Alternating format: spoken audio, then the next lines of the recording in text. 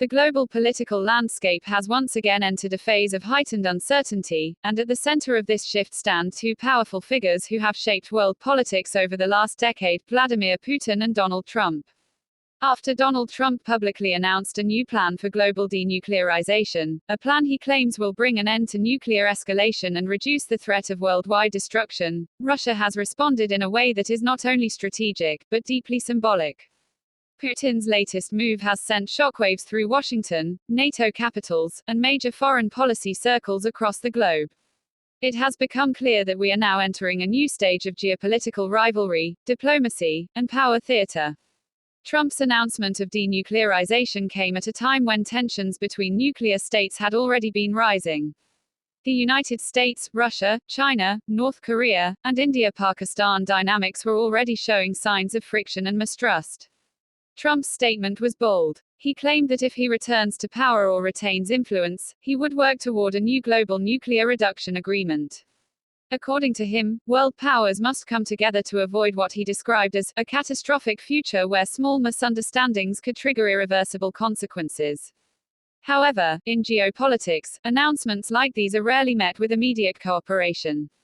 And Russia's response was anything but passive. Within days of Trump's remarks circulating in international media, Putin made a move that analysts are calling both a message and a challenge to the Western security establishment.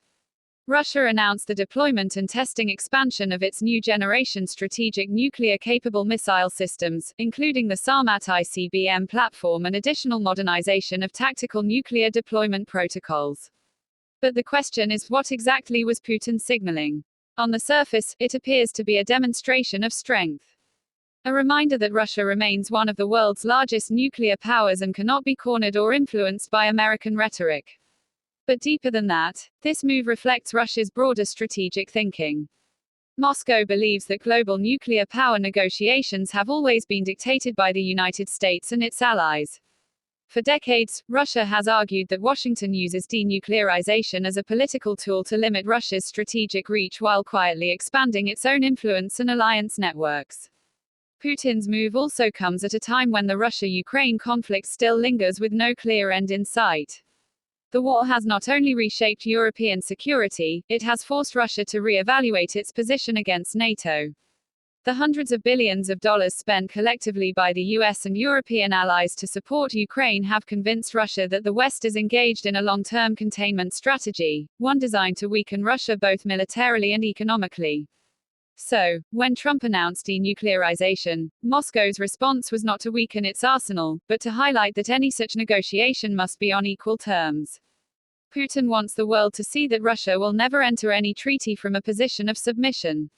Sources from within international think tanks have revealed that Russia's newest missile deployment was deliberately timed to coincide with Trump's statement.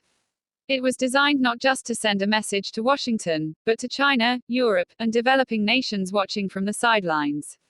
Russia is positioning itself as a sovereign global power that rejects any form of pressure. However, what makes things even more complicated is the unique relationship between Putin and Trump.